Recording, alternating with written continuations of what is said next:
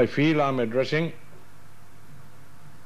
a gathering of distinguished judges, lawyers, men of the law.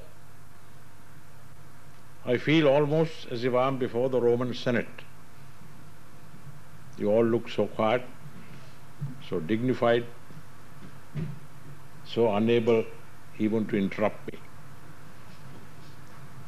But it is a pleasure indeed to meet all of you in this assembly, to honor the author of this book, and a book which I think, I have not read it yet, scholarly and profound.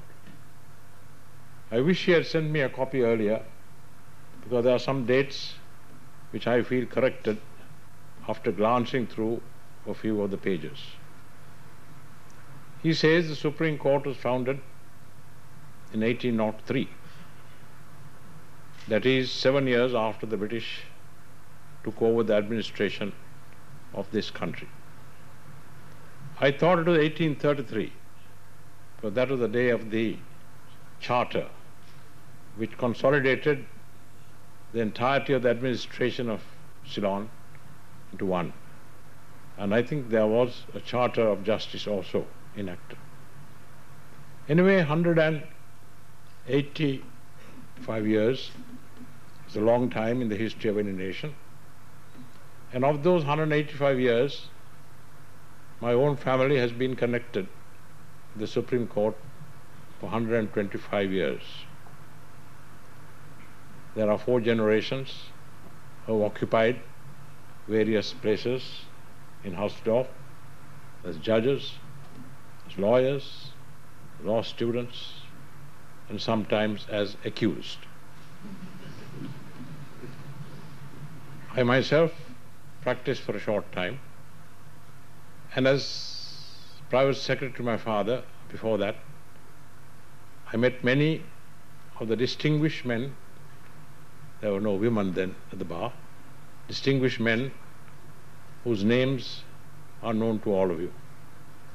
I think of those here, as far as I can see, only ex-Chief Justice Sansoni, who I'm glad to see today, could remember many of them.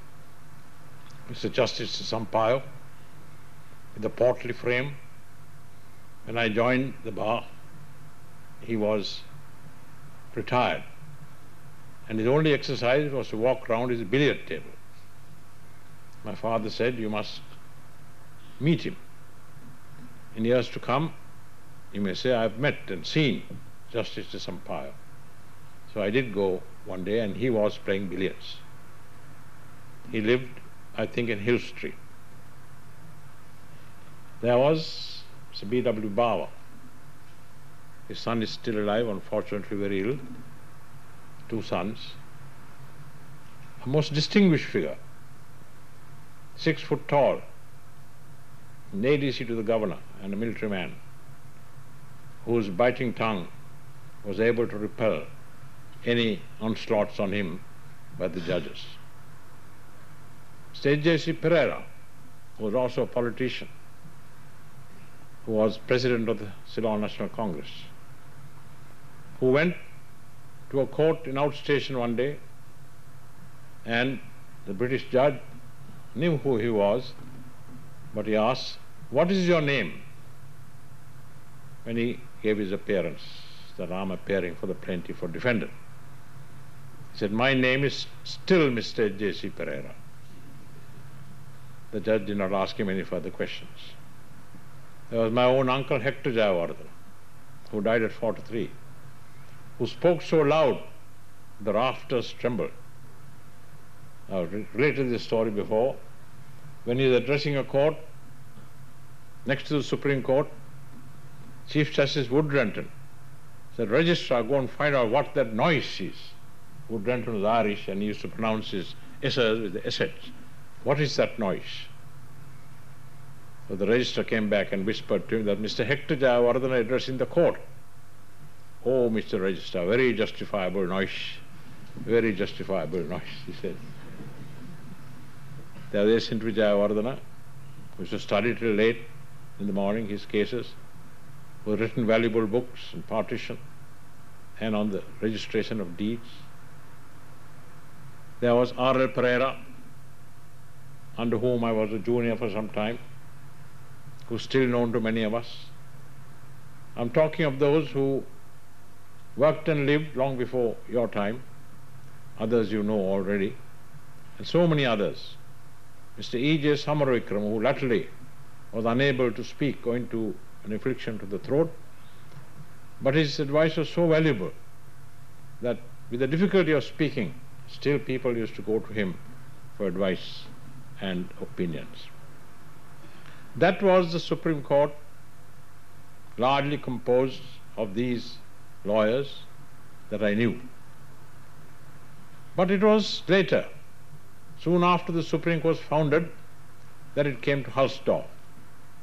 It originally used to function in the fort, but a Chief Justice coming to preside over court was shut out by the General, with whom he had some trouble. The gates were locked and the Chief Justice could not preside over his court.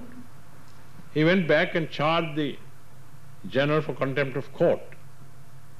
The Governor took his side, and there would have been, I think, some problems and fireworks, but ultimately the Colonial Office settled it, and the Chief Justice said, I will never go to the fort again, and decided to hold court in Hulsdorf.